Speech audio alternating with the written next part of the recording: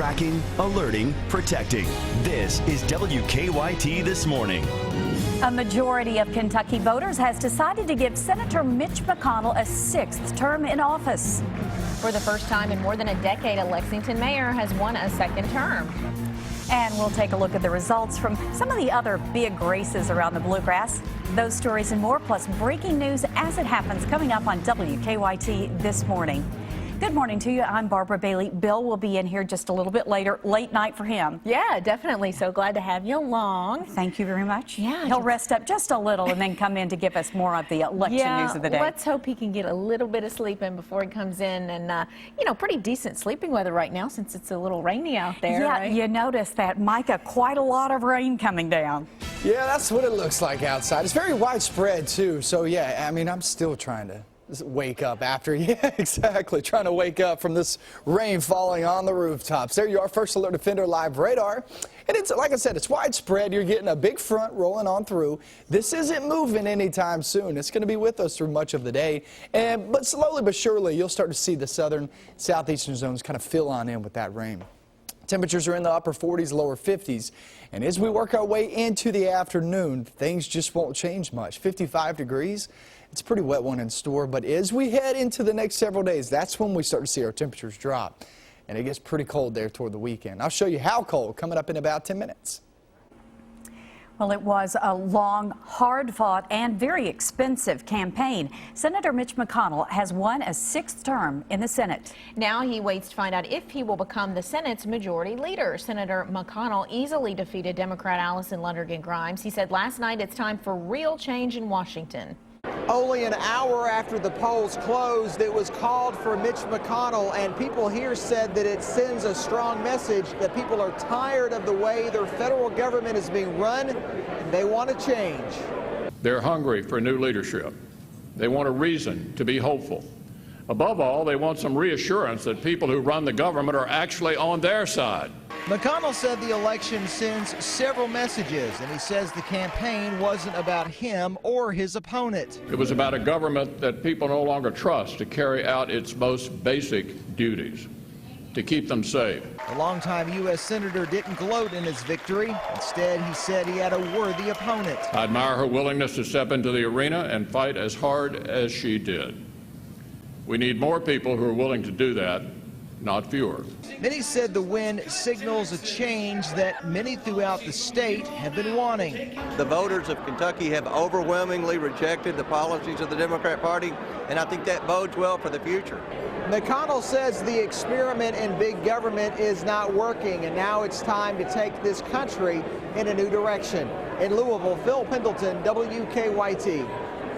All right, thanks so much, Phil. Despite her loss, Allison Lundergan Grimes told supporters it was worth running against Senator McConnell. She said she'll continue to fight for Kentuckians. Grimes came into the race a 5-point underdog, according to the final WKYT Herald Leader Bluegrass poll. By last night, she'd fallen short by 15.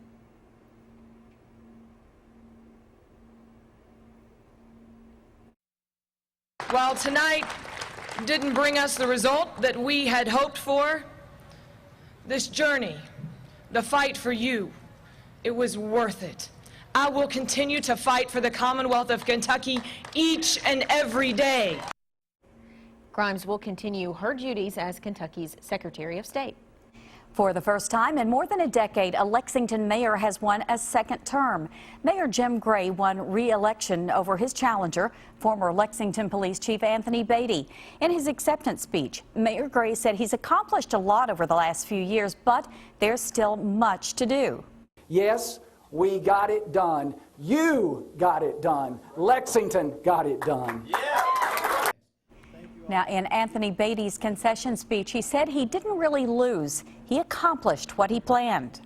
Either way, for me, I don't lose. I believe in the power of positive thinking. And so even though we lose, we win, because I've met so many wonderful people. I've learned so much about Lexington. We had this sense of cohesiveness with a large group of volunteers. And so when you look at it in totality, it's a win-win for me, for our city also, and it certainly brings us to a better place. Now, this is the first time in 10 years a mayor in Lexington has won a 2nd term.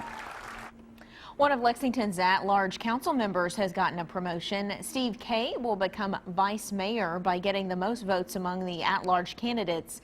In the six-way race, the top three are elected to council. Kevin Stinnett came in second with 19% of the vote, followed closely by Richard Maloney. Former councilman Bill Sijelka just missed the cut, with Chris Logan and John Larson bringing up the rear. Georgetown has a new mayor this morning by a razor-thin margin. Tom Prather defeated incumbent Everett Varney by only 21 votes. Prather is a former Georgetown mayor. By state law, a margin that close will trigger an automatic recount. 6th District Congressman Andy Barr won his first bid for re-election, beating challenger Elizabeth Jensen. The Republican congressman celebrated last night at the Embassy Suites on Newtown Pike.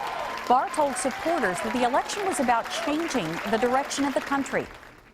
It was really about holding Washington accountable, about fiscal responsibility, and about getting the American people, and especially the people of Central and Eastern Kentucky, back to work to create more opportunities for jobs and upward mobility for all of our people.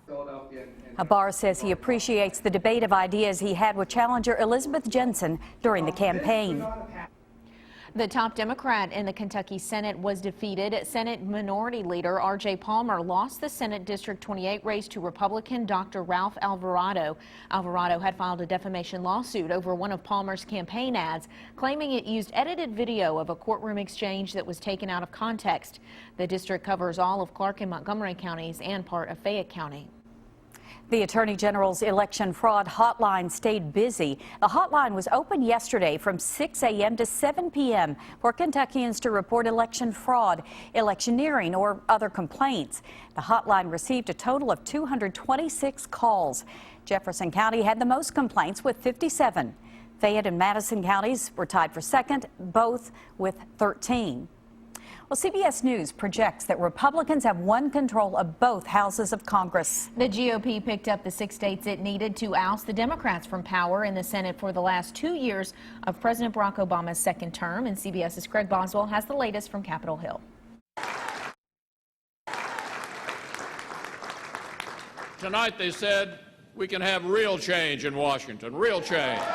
Kentucky Senator Mitch McConnell is poised to become the new majority leader after Republicans gained the 6 seats they needed to take control of the Senate. The GOP picked up key victories in Colorado, Iowa, and Arkansas, where Republican Senator-elect Tom Cotton campaigned against government overreach.